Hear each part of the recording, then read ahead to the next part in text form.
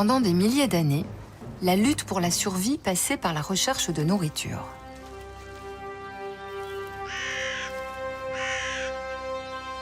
Au fil des saisons, les ressources pouvaient être rares, cueillette et chasse se faisaient bien souvent le ventre vide.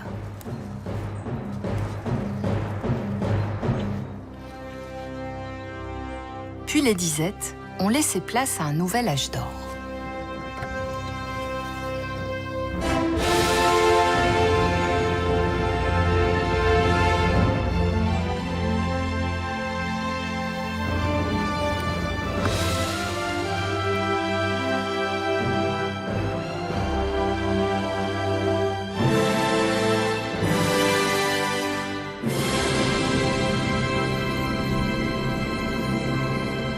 Cette idée que l'abondance d'aliments, le fait que vous pouvez ouvrir votre frigo et manger à toute heure de la journée ou à n'importe quel moment est complètement en discordance avec la manière dont nous avons été fabriqués.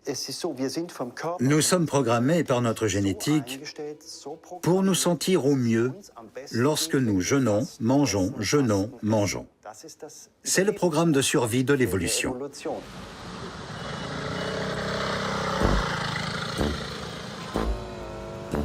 Serions-nous dessinés par l'évolution pour jeûner? Renouer avec cette capacité aurait-il des effets bénéfiques sur notre santé? C'est le pari de Stéphane. Consultant informatique, urbain, sédentaire, Stéphane court après le temps et ne dédaigne jamais un bon repas.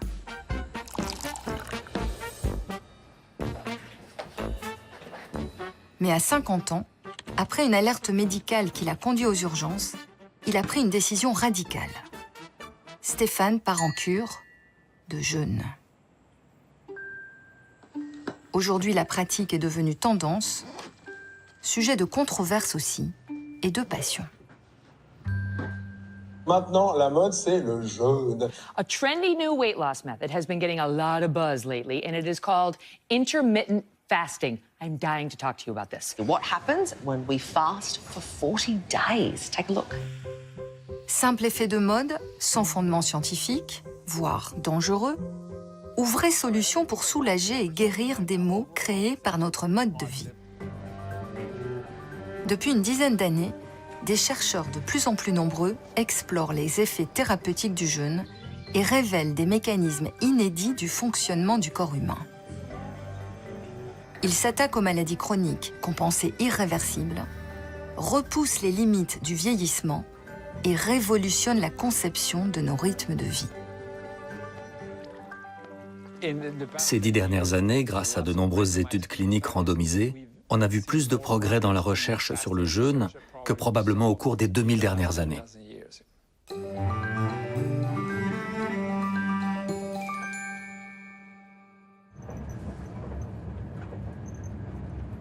Inquiet pour sa santé, Stéphane a décidé de jeûner pendant 2 semaines. J'appréhende un peu, parce que c'est un pari, c'est assez long. J'espère tenir jusqu'au bout, que ce soit pas trop difficile. Ça bouscule.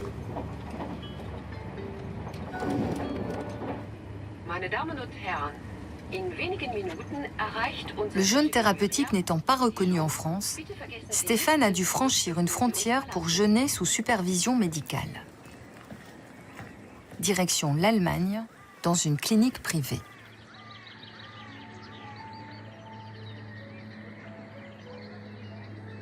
Vous mettez sur la balance, très bien. Et le poids, 96,6. Avant d'être autorisé à jeûner, Stéphane doit se soumettre à une série de contrôles médicaux. S'il vous plaît. Alors, j'ai les résultats laboratoires que je voulais partager avec vous. L'analyse des résultats sanguins apporte une mauvaise nouvelle. À partir de là, il y a les paramètres pour le sucre. On voit que le sucre à jeun est élevé et on voit aussi que l'insuline à jeun est élevée. Et ça, c'est typique pour une insulinorésistance. Je ne sais pas si vous avez entendu parler, c'est ce qu'on a avant d'avoir un diabète. D'accord, donc c'est un prédiabète. Le médecin propose aussi un examen du foie. Avec 112 de tour de taille, Stéphane est un bon candidat à la stéatose hépatique, c'est-à-dire un foie gras. Cette maladie, invisible à l'œil nu, peut évoluer en fibrose, cirrhose, voire en cancer. Maintenant, on fait la mesure.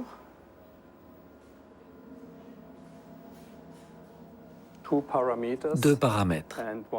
L'un mesure le gras dans votre foie. C'est vraiment haut. C'est au-dessus de 300.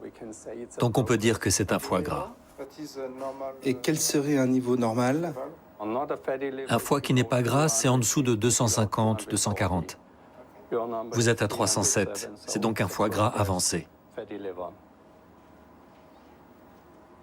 Je comprends. Stéphane souffre donc d'un syndrome métabolique classique avec un prédiabète et une stéatose du foie. Son jeûne de 14 jours corrigera-t-il ces désordres métaboliques? Ici, les cures durent 1 à 3 semaines. Le protocole est simple, 250 calories par jour environ, sous forme de bouillon, et beaucoup d'eau. Il y a environ, depuis 1953, où la première clinique a été créée, près d'un demi-million de personnes qui sont venues jeûner sous surveillance médicale, en général pour des raisons métaboliques, c'est-à-dire obésité, hypertension, stéatose hépatique, troubles de la glycémie, mais aussi pour les maladies chroniques inflammatoires, typiquement l'arthrite, la polyarthrite, les maladies des articulations, des allergies, de l'asthme, tout ce qui est inflammatoire. On a fait beaucoup d'études scientifiques d'abord pour montrer la sécurité du jeûne.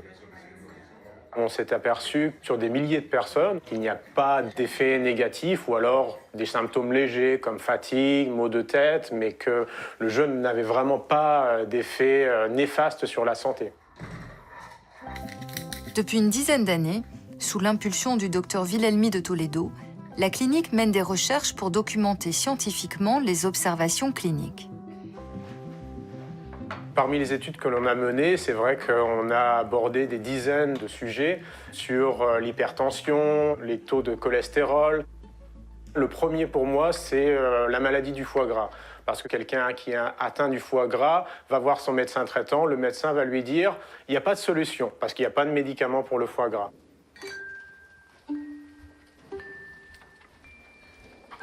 Mais comment le jeûne peut-il soulager, voire guérir? L'absence de nourriture pendant plus de 12 heures environ crée un stress qui déclenche plusieurs mécanismes d'adaptation. Le premier amplifie une fonction essentielle de nos cellules, l'autophagie. Littéralement, se manger soi-même. Privées de nutriments extérieurs, nos cellules lancent une opération de recyclage pour continuer à fonctionner. Nous, les humains, nous sommes comme la forêt, un écosystème. C'est un écosystème où il est question d'énergie, de recyclage. Si je veux faire un feu, il me faut du bois et ça produit de l'énergie. Et comme on choisit du vieux bois pour faire du feu, nos cellules, elles, sélectionnent des composants endommagés qui s'accumulent lorsqu'elles vieillissent, puis elles les recyclent, fournissant ainsi de l'énergie et des composants tout neufs. Bénéfice crucial de l'opération, elles éliminent les déchets, ces débris cellulaires qui créent de l'inflammation dans le corps et favorisent les maladies chroniques. La découverte des gènes qui contrôlent l'autophagie a valu au professeur Ozumi le prix Nobel de médecine en 2016. Et ce qui est passionnant, c'est que la méthode la plus puissante, la plus forte pour stimuler l'autophagie, c'est le jeûne. Ce recyclage, cette énergie, c'est une intervention essentielle dans notre organisme. C'est comme une opération sans scalpel. C'est pourquoi de très nombreuses maladies sont améliorées par le jeûne. Andreas Michelson dirige un service de médecine intégrative en lien avec l'hôpital de la Charité à Berlin. C'est l'un des 6 hôpitaux publics qui proposent des cures de jeûne en Allemagne.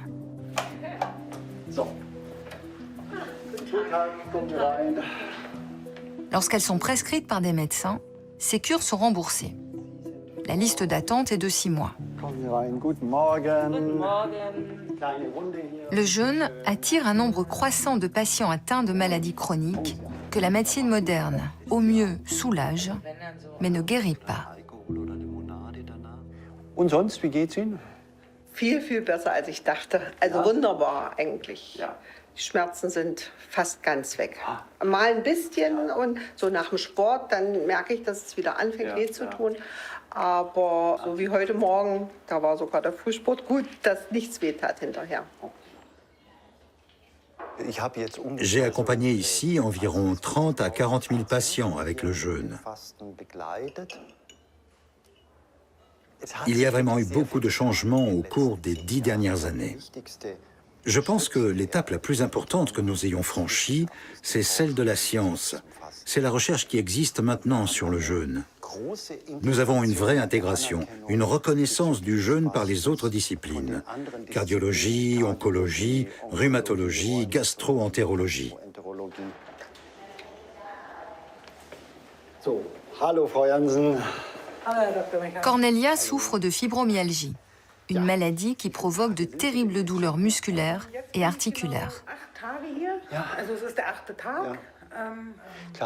La médecine classique ne dispose d'aucun traitement, au grand désespoir des malades. La première fois que je suis venue à l'hôpital, je ne pouvais plus faire de vélo. Je marchais très lentement, je pouvais à peine bouger mon genou. J'avais tout le temps mal au dos, c'était insupportable. J'ai consulté des médecins pendant des années, j'ai pris beaucoup de médicaments différents, mais la douleur était toujours là. Les médecins ont observé que le jeûne agit d'autant mieux qu'il est associé à d'autres thérapies. Massage, ventouse, cryothérapie, du froid à moins 110 degrés. Die letzte halbe Minute. Et à de l'exercice physique. Le but, éliminer les déchets de l'organisme, stimuler l'autophagie, réduire l'inflammation. J'étais venue ici pour voir ce que le jeûne pouvait apporter sur le plan thérapeutique. Et ce qui m'a le plus impressionné, c'est de voir des patients arriver avec des articulations très gonflées. Et là, au bout de 24 heures, 48 heures au plus tard, plus rien. L'articulation avait retrouvé son aspect normal, était redevenue mince et fonctionnelle. Les gens ne souffraient plus ou très peu. Et ça m'a totalement fascinée parce que je n'avais jamais rien vu de pareil. Et j'en avais jamais entendu parler pendant mes études de médecine. Je me suis dit, c'est possible? Pourquoi personne ne m'en a jamais parlé? Du syndrome métabolique au microbiote, en passant par les maladies inflammatoires, l'équipe d'Andreas Michelson multiplie les études sur les effets du jeûne. Le jeûne a des effets thérapeutiques ciblés. Les plus importants sont l'effet antirhumatismal et anti-inflammatoire en cas de rhumatisme, d'arthrose, de douleur. Il est efficace contre le diabète de type 2 et peut le guérir, tout comme l'hypertension peut être guérie. De fait, il est préventif dans les maladies cardiovasculaires. Ce sont les principales indications ici dans notre service de médecine interne. Et voici la liste des contre-indications au jeûne établies par les médecins allemands. Cachexie, anorexie et troubles alimentaires, hyperthyroïdie, insuffisance hépatique ou rénale, diabète de type 1, grossesse.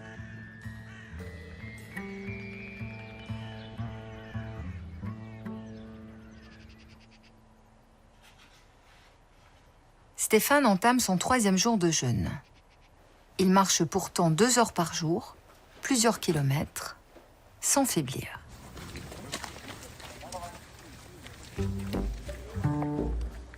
comment son corps s'est-il adapté à la privation de nourriture? En déclenchant un autre mécanisme hérité de l'évolution, le switch métabolique. Le carburant principal de l'organisme, c'est le glucose. Mais celui-ci, stocké sous forme de glycogène, est épuisé au bout d'environ 24 heures de jeûne. Le corps va alors puiser dans les graisses. Et c'est le foie qui va transformer les graisses en un nouveau carburant, les cétones, pour alimenter le cerveau et créer de l'énergie pour les muscles. Das allen reich? Reich sie doch. Bitte schön. Noch eins? J'en suis au 13e jour. Ah, le 13e jour, ça fait déjà bien. Là, je sens les montées.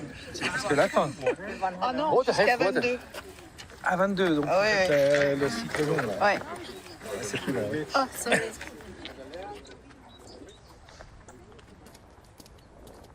À partir de maintenant, Stéphane est donc en cétose. Les cétones, ce carburant alternatif fabriqué par le corps, ont longtemps eu mauvaise réputation. Mais les choses ont changé.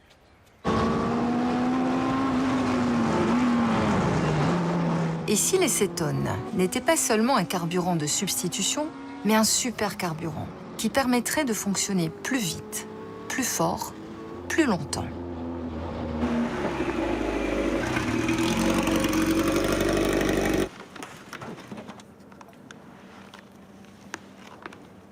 Passionné de Formule 1, Éric Verdun en est persuadé.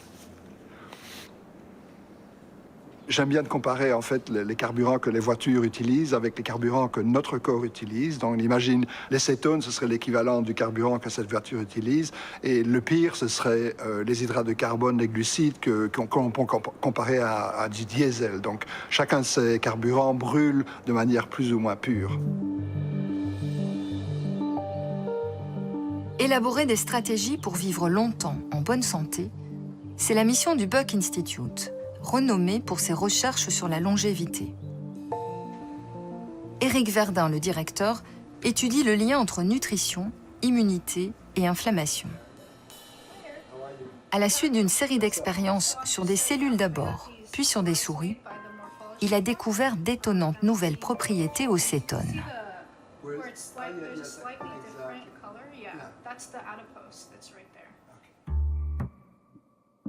Les chercheurs ont comparé deux groupes de souris. L'un mange normalement, l'autre est en cétose. Les souris sont ensuite soumises à des tests d'exploration, de mémoire visuelle et de reconnaissance d'un nouvel objet. Et les souris placées en cétose régulièrement tout au long de leur vie réussissent mieux que celles qui ont mangé normalement. Leur mémoire s'améliore même en vieillissant. La vision classique des cétones, c'est un carburant, donc c'est une forme d'énergie que vos cellules utilisent pendant le jeûne. Ce qu'on a pu montrer, c'est que ce sont des molécules qui signalent.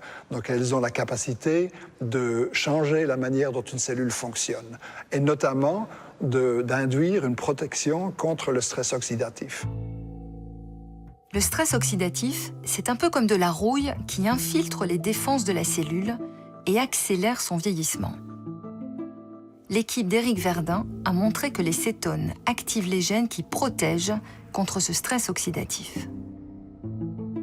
Et donc ça permettait directement de faire un lien entre ce qu'on savait sur les cétones et en fait le potentiel qu'elles avaient d'augmenter l'espérance de vie et de protéger contre les maladies. Les cétones ralentiraient donc le vieillissement. Éric Verdun a cherché la formule pour les synthétiser et en a trouvé une.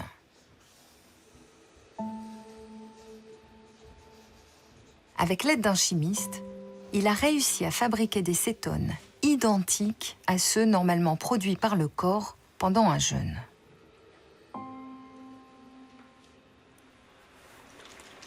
Donc, secouer d'abord.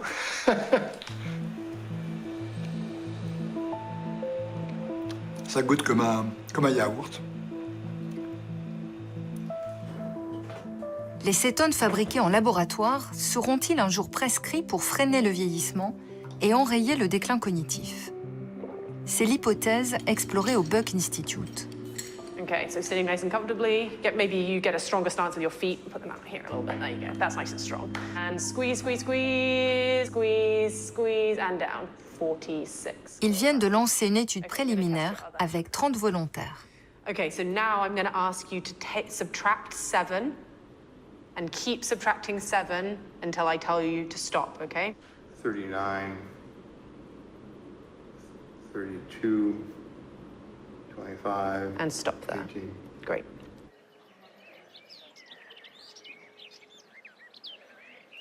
Sixième jour de jeûne pour Stéphane. Le taux de cétone qu'il fabrique naturellement continue de monter.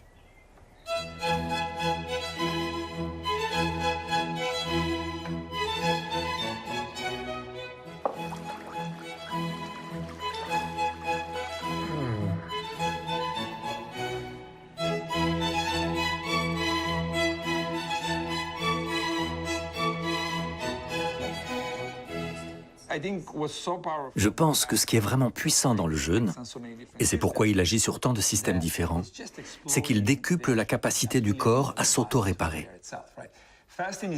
Le jeûne envoie un signal au corps humain ou à la souris. Il est temps de lancer une régénération à plusieurs niveaux. Essayons de réparer le maximum de choses possibles.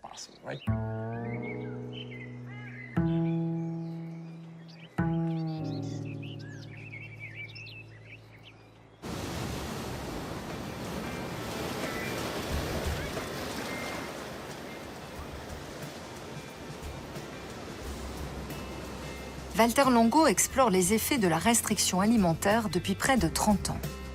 Né en Italie, il a émigré à 16 ans aux États-Unis pour devenir une rockstar.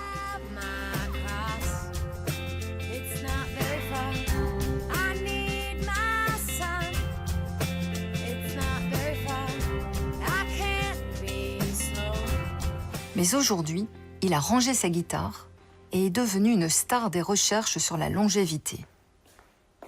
Son but, repousser les maladies du vieillage. Nous l'avions filmé en 2011. Il venait de réaliser une expérience qui avait ébranlé la communauté scientifique. Les souris atteintes de cancer qui avaient jeûné avant une chimiothérapie à haute dose étaient protégées des effets secondaires toxiques du traitement. Des essais avaient alors été lancés sur des patients dans plusieurs hôpitaux avec un jeûne à l'eau.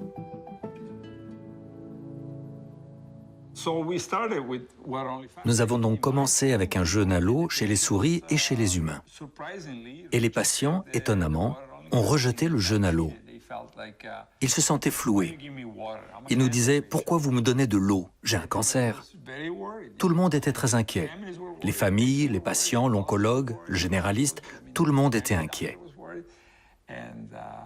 Et c'est comme ça qu'on a commencé. Il fallait donc trouver une alternative au jeûne à l'eau.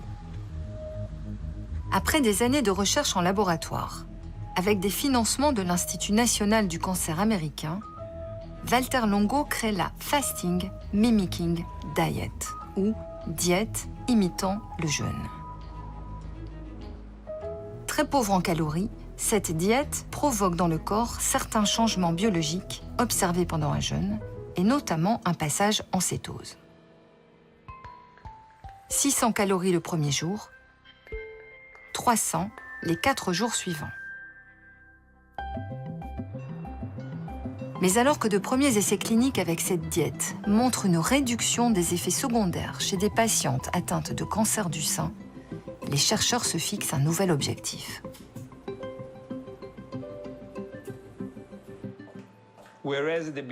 Alors qu'au départ, on cherchait à protéger le patient, aujourd'hui, on vise sa guérison. C'est une énorme différence. Et c'est un moment passionnant, parce qu'on parle à présent de mécanismes d'adaptation à la privation de nourriture. De quoi s'agit-il? En fait, cette diète imitant le jeûne accule le cancer dans un coin. Le cancer active alors 2 ou 3 mécanismes de survie, et nous, on utilise des médicaments pour bloquer ces mécanismes. Et ça fonctionne très bien chez les souris. En recherche constante d'énergie pour proliférer, mais affamées par le jeûne, les cellules cancéreuses activent désespérément certains mécanismes de survie pour capter les nutriments encore disponibles. Ces molécules deviennent alors des cibles pour les traitements anti-cancer.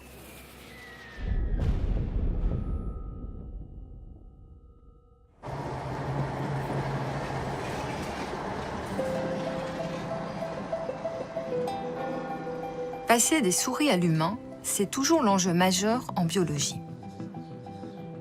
Chef de service dans l'un des plus grands centres anti-cancer italiens, le professeur Vernieri est l'un des nombreux chercheurs qui collaborent avec Walter Longo.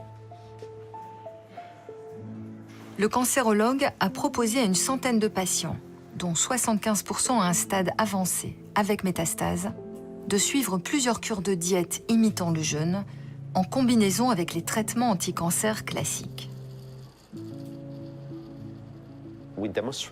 On a démontré avec ce premier essai clinique que ce protocole de 5 jours de diète imitant le jeûne est sans danger et réalisable chez les patients atteints de cancer.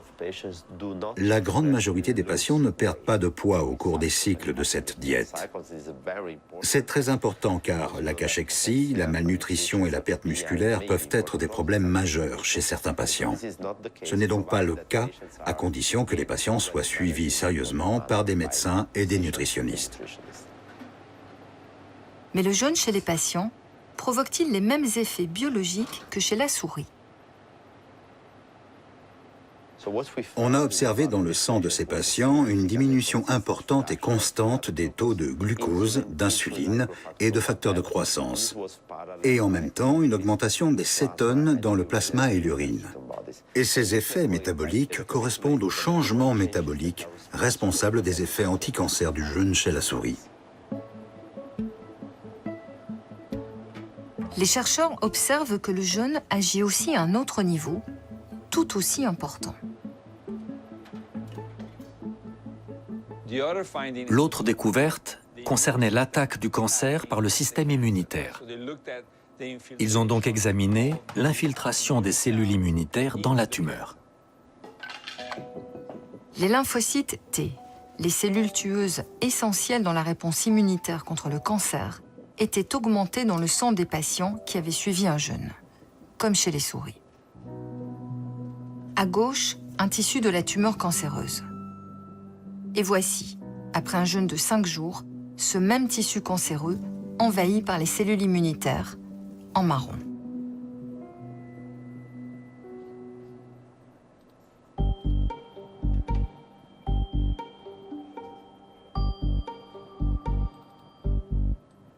Pour 5 patients, le résultat a été suffisamment exceptionnel pour que les chercheurs publient une étude spécifique sur leur cas. Chez certains patients atteints de cancers très agressifs et mortels, comme un adénocarcinome du pancréas avancé, un cancer du poumon à petites cellules avancé ou un cancer du sein AAA négatif avancé, on a observé des rémissions complètes et durables.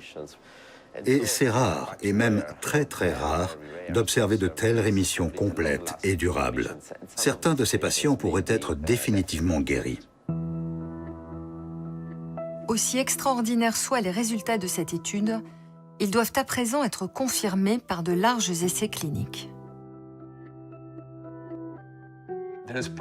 Il y a sans doute plus de 20 essais cliniques en cours sur le cancer, avec le jeûne ou la diète imitant le jeûne, impliquant des centaines de patients atteints de différents types de cancers. J'encourage donc les cancérologues à commencer à lire les études. Et après avoir lu toute la littérature scientifique, à eux de décider. Ils pourront dire « oui, ça vaut la peine dans ce cas particulier de proposer une diète imitant le jeûne » ou « non, c'est encore trop tôt ».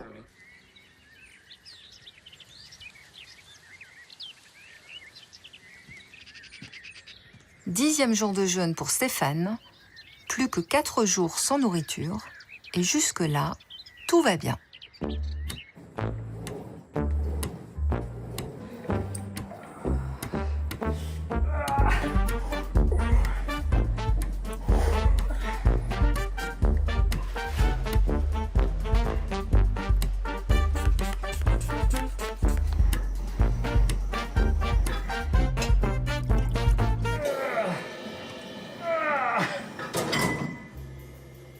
Stéphane a perdu quelques kilos, mais a-t-il perdu des muscles? Le dernier reproche vraiment qui se répète de génération de journalistes en génération de médecins, c'est la soi-disant fonte musculaire qui contredit toute notre observation clinique. Nous, quand on voit un patient qui arrive et on le revoit 2 ou 3 semaines plus tard, au début, il ne peut même pas monter la côte de la clinique sans s'arrêter 3 fois. À la fin du séjour, il ne s'arrête plus. Il la monte d'un pas léger. Donc, on voyait bien que la performance musculaire s'améliore, la performance cardiaque aussi. Mais il fallait documenter ça et d'une façon très, très convaincante. La clinique lance l'étude Genesis avec des chercheurs français. Le professeur Pierre Croisille et la physicienne Magali Vialon ont mesuré par IRM les effets d'un jeûne de 12 jours. Un jeûne d'une telle durée a-t-il des effets délétères sur les organes et notamment sur les muscles? Quand on jeûne, on perd du poids. Ça, c'est certain. Dans le Genesis, les gens ont perdu, grosso modo, 6 kilos en moyenne. La vraie question, c'est sur ces 6 kilos, qu'est-ce qui est de l'eau, qu'est-ce qui est de la graisse, qu'est-ce qui est du muscle? Cette étude est une première. Elle est fondamentale. Elle pourrait soit balayer les craintes des détracteurs du jeûne, soit les conforter en cas de fonte musculaire. 32 jeûneurs de tous âges ont passé des IRM avant leur cure, à la fin des 12 jours, puis 1 et 4 mois après. Près de 70 000 images ont été réalisées pour chaque jeûneur.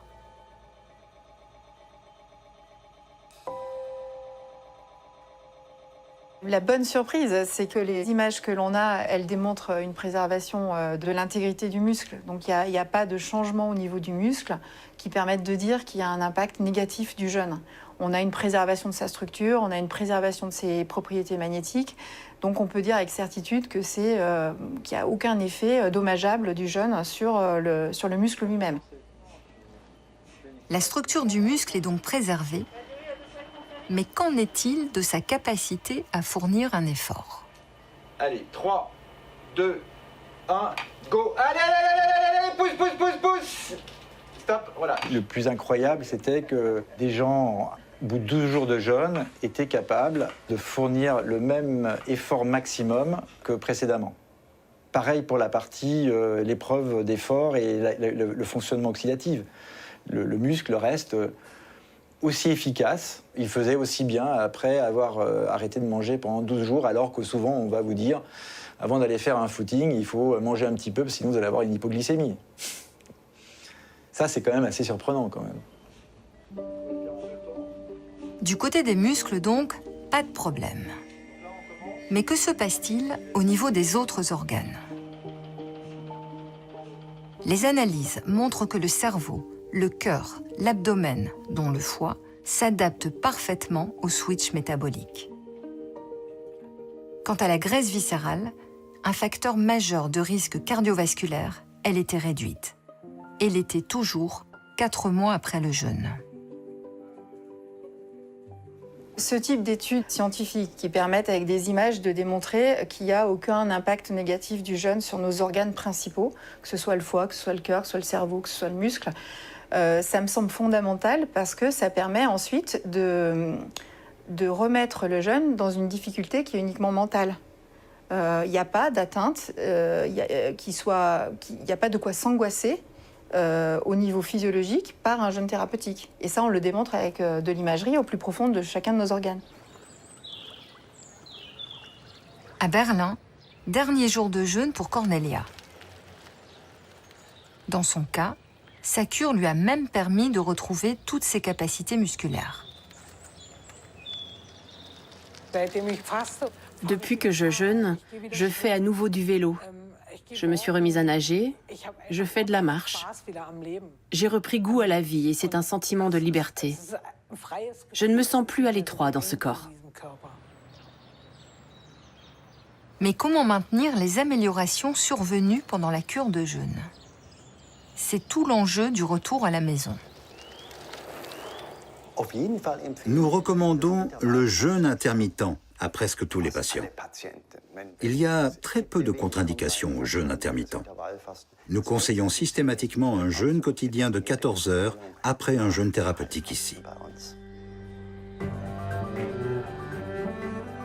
Prolonger les effets d'un jeûne long par une formule de jeûne plus courte est une idée neuve. Elle provient de recherches étonnantes qui ont lancé une révolution alimentaire. Parmi les acteurs majeurs de cette révolution, Mark Mattson et Sachin Panda.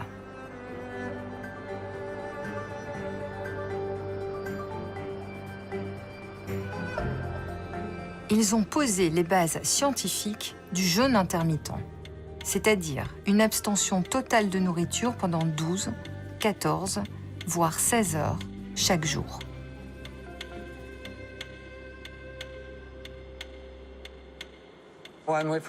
Quand on a commencé ces recherches dans les années 90, on n'imaginait pas que la recherche fondamentale prendrait une telle ampleur.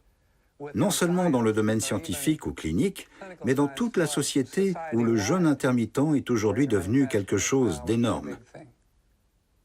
All right, this is it. Fast number 1 starts now.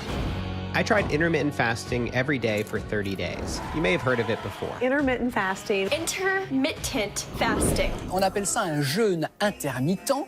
Ça a le vent en poupe. Ça consiste en quoi? En quelques années, le jeûne intermittent est devenu un véritable phénomène de société. Cette aventure a débuté à l'Institut national du vieillissement aux États-Unis avec Mark Mattson, spécialiste des maladies neurodégénératives. Le chercheur a voulu savoir si un jeûne intermittent aurait une influence sur le fonctionnement du cerveau. Dans ce test, pour sortir de l'eau, des souris Alzheimer doivent retrouver une plateforme immergée qu'on leur a montrée précédemment. La souris Alzheimer qui a mangé normalement nage, nage et nage encore. Donc elle n'est pas capable de sortir de l'eau et de grimper sur la plateforme parce qu'elle ne se souvient pas de l'emplacement de la plateforme. Mattson refait alors l'expérience, mais cette fois la souris Alzheimer pratique un jeûne intermittent depuis plusieurs mois. La souris Alzheimer qui a suivi un jeûne intermittent a conservé ses facultés d'apprentissage et sa mémoire. Elle trouve tout de suite la plateforme. Grande différence? Oui. C'est une découverte extraordinaire.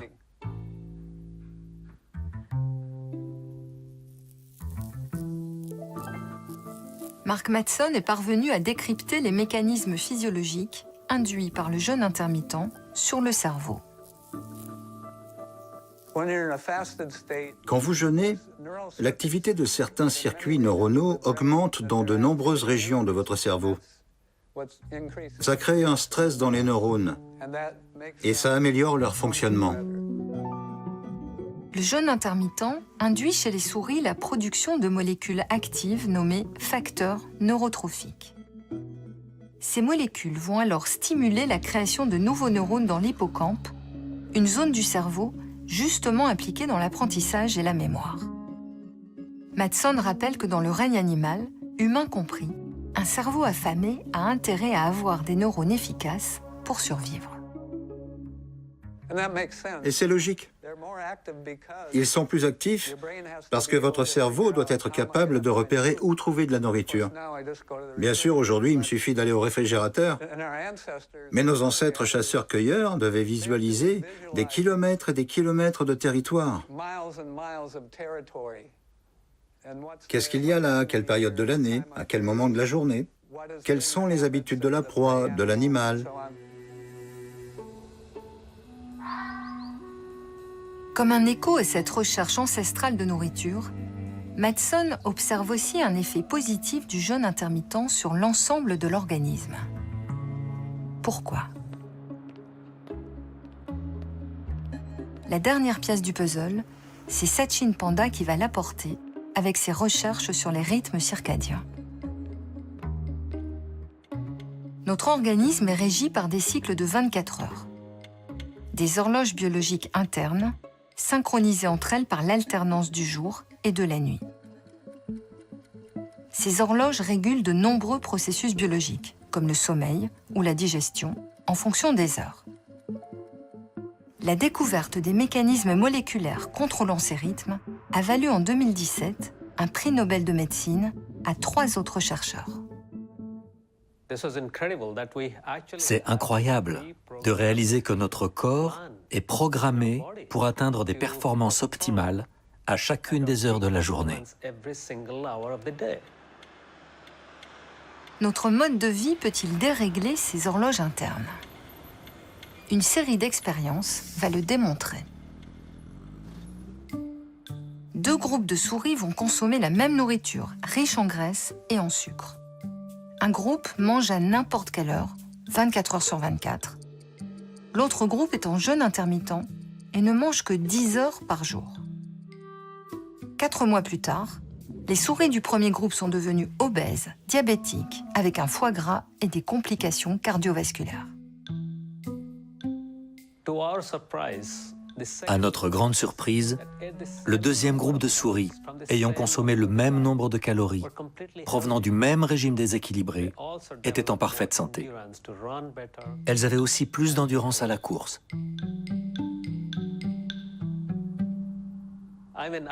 À l'époque, ça ne m'avait pas frappé à ce point, mais je réalise aujourd'hui qu'il s'agit d'une avancée majeure de ces 150 dernières années de recherche en nutrition.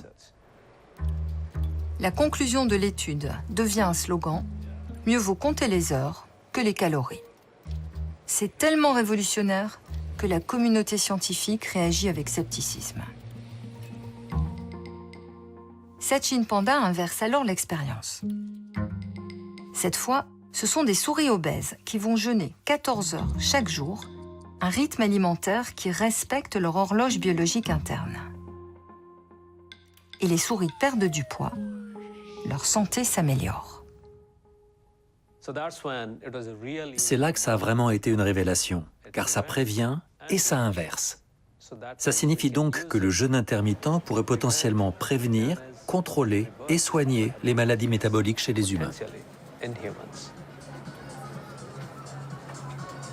Nos rythmes alimentaires pourraient-ils dérégler notre horloge interne au point de favoriser les maladies métaboliques en pleine expansion dans notre monde moderne?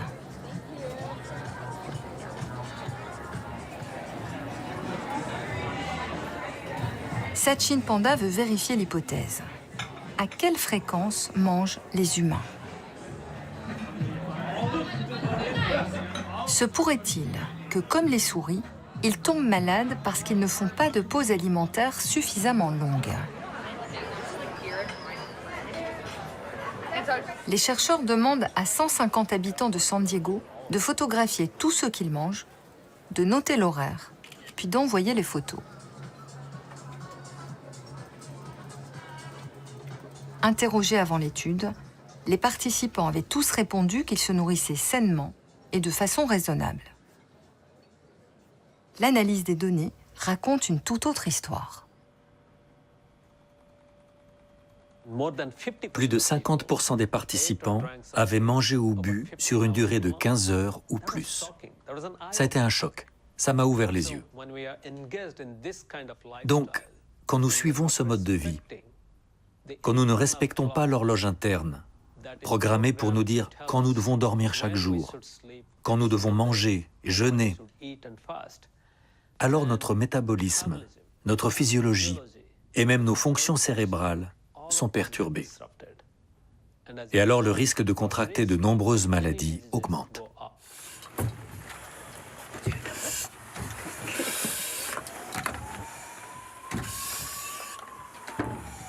Les chercheurs du Salk Institute s'intéressent alors à une population bien particulière qui travaille en horaire décalé.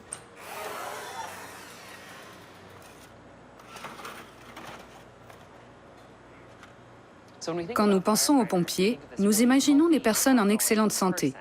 Malheureusement, bien qu'ils le soient au départ, ils développent très vite des maladies cardio-métaboliques. C'est même la première cause de mortalité chez les pompiers aujourd'hui. Ce constat effrayant a poussé les chercheurs à mener une expérience de jeûne intermittent avec une cohorte de 150 pompiers de San Diego.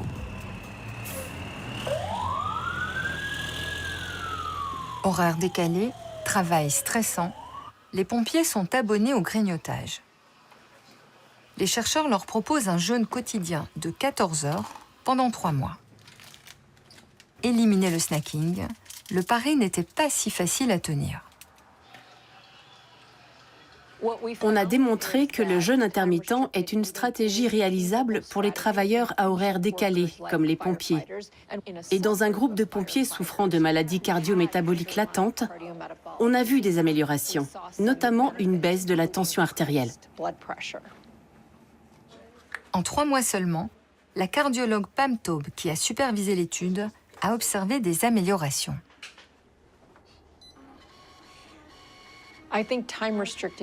Je pense que le jeûne intermittent est vraiment une stratégie importante pour combattre les maladies cardio-métaboliques. Nous avons de nombreux médicaments, mais ils sont chers.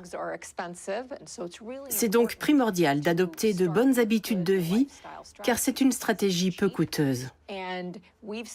On a aussi observé que la pratique du jeûne intermittent persiste dans le temps. Parce qu'une fois que l'habitude est prise, les personnes se sentent mieux, ce qui renforce la pratique.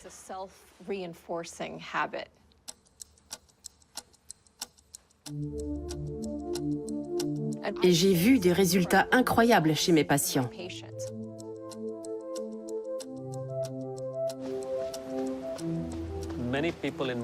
De nombreuses personnes dans mon laboratoire ont elles-mêmes adopté le jeûne intermittent. Moi aussi, j'ai commencé à manger sur un laps de temps très court. Et j'ai tout de suite pu voir les bénéfices pour ma santé.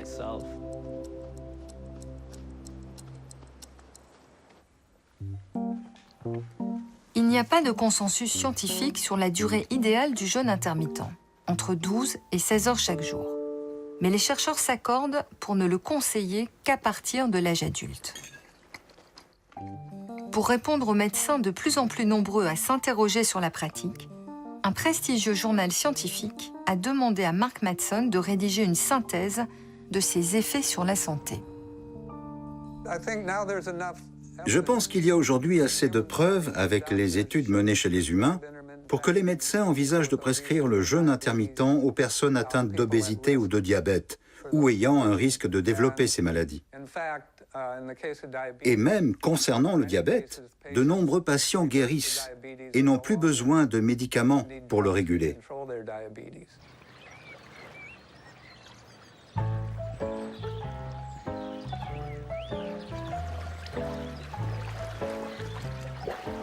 Quatorzième et dernier jour de jeûne pour Stéphane. L'heure du premier repas a sonné. Bonsoir, monsieur. Bonsoir. Félicitations. Merci. Merci. Et bon appétit, monsieur. Ça fait un peu peur, hein. Mais j'ai hâte de retrouver d'autres sensations alimentaires et peut-être de mastiquer surtout.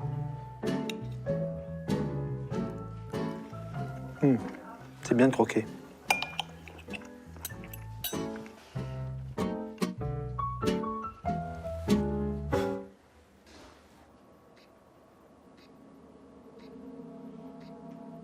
C'est aussi l'heure du bilan médical. Comment a évolué la stéatose hépatique de Stéphane après 14 jours de jeûne? Quand on a fait le premier examen, le résultat c'était 307. Maintenant, c'est 242. C'est donc une grande amélioration après le jeûne. C'est presque un résultat normal. C'est donc un succès. On ne voit plus de foie gras maintenant. Champagne. Champagne. Sans alcool, pas de problème. La glycémie s'est beaucoup améliorée. Ça s'est complètement bien, ça. normalisé. C'est excellent, vraiment. Super. Oui. Très bien, ce sont 11 kilos maintenant. Excellent. Voilà. Et le tour de la taille, là, c'était 112. Maintenant, c'est 104. D'accord. Excellent. Après 14 jours de jeûne, la stéatose et le prédiabète de Stéphane ont donc disparu.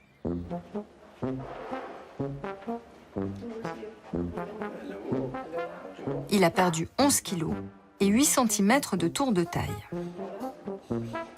Thank you very much.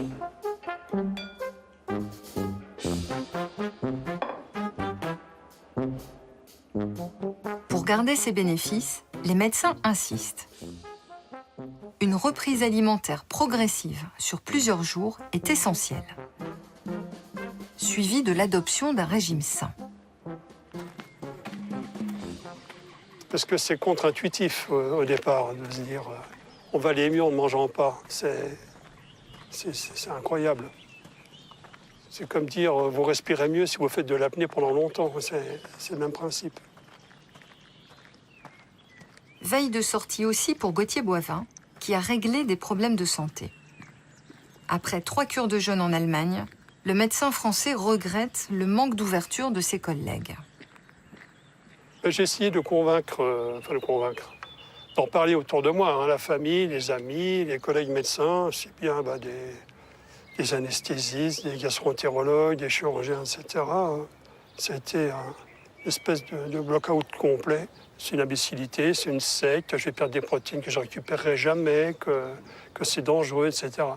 Mais eux-mêmes n'ont pas essayé. Donc j'ai arrêté d'essayer de convaincre les gens, et puis quand quelqu'un se noie, on jette une bouée, ils l'apprennent pas.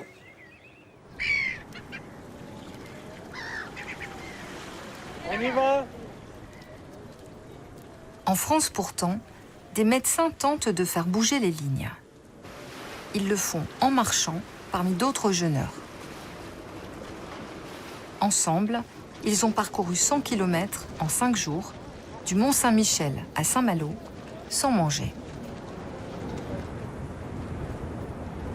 Contraste saisissant avec l'Allemagne, ils affrontent des temps difficiles.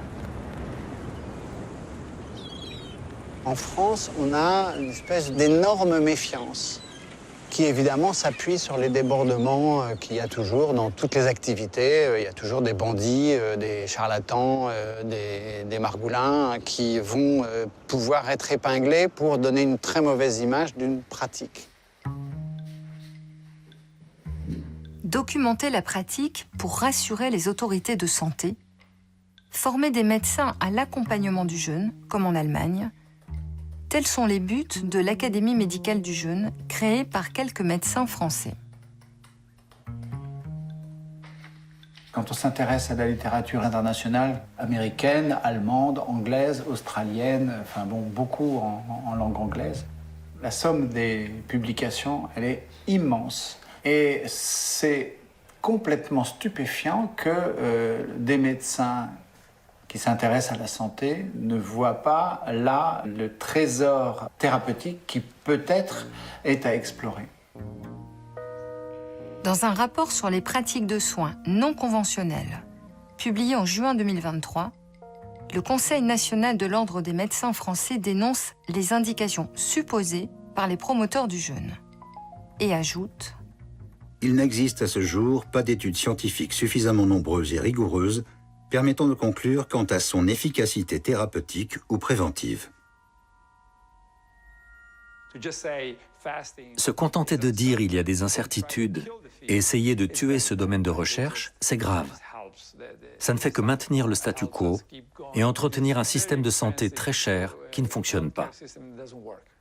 En France, le système de santé est bien meilleur qu'aux États-Unis, mais il va dans la même direction.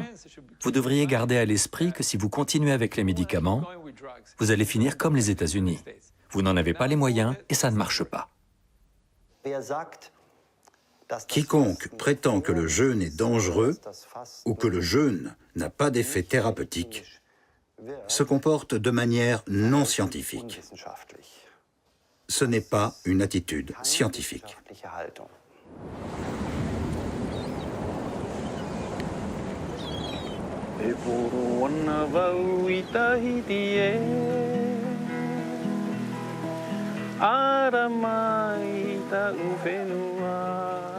C'est peut-être loin de l'Hexagone, dans un coin de France du bout du monde, qu'une révolution en santé publique se prépare.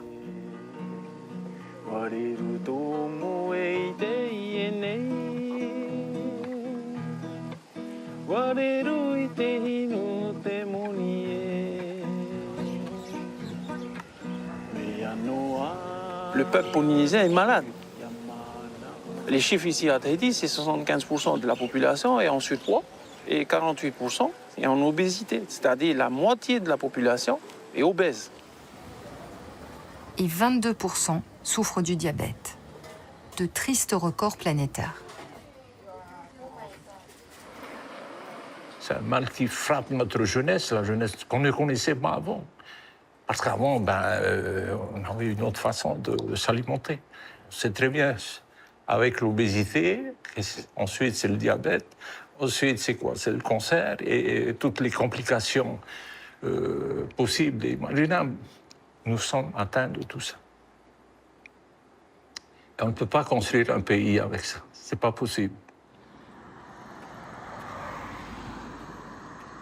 Comment résister à ce tsunami sanitaire? Il est 4h30 et dans la solitude de la nuit, le président de Polynésie redoute ce scénario crépusculaire.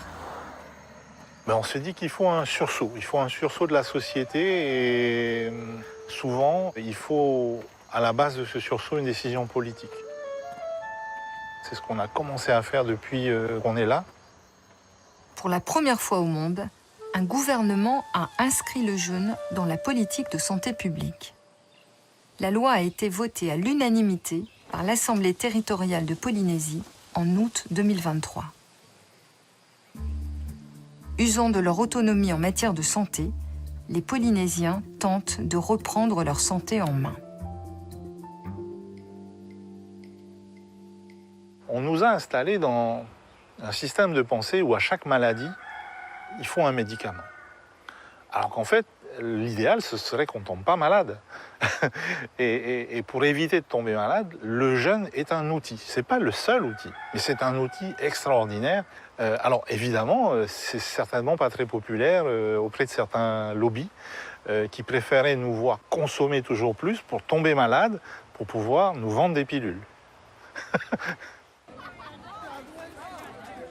Le jeûne, c'est une composante qu'on estime essentielle dans cette politique de rééducation alimentaire, de rééducation au rapport déjà à l'alimentation. La volonté politique désormais inscrite dans la loi serait-elle le prélude à une prise de conscience individuelle pour un retour à une alimentation plus saine? Le défi est immense.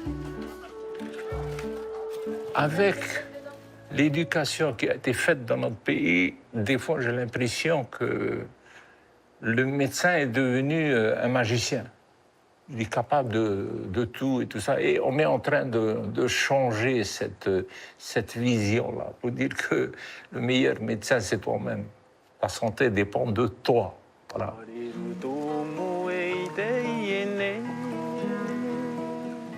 C'est grâce au jeûne intermittent, à des jeûnes de 3 jours qu'il pratique chaque mois et à un changement d'alimentation, que Tunui Pureni, conseiller du ministre de la Santé polynésien, s'est soigné d'un diabète de type 2.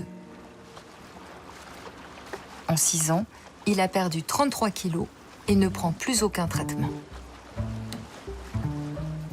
Tunui a renoué avec la frugalité de ses ancêtres, ces marins hors du commun qui traversaient les mers à bord d'étroites pirogues, parfois à court de provisions, au terme de leurs longues expéditions.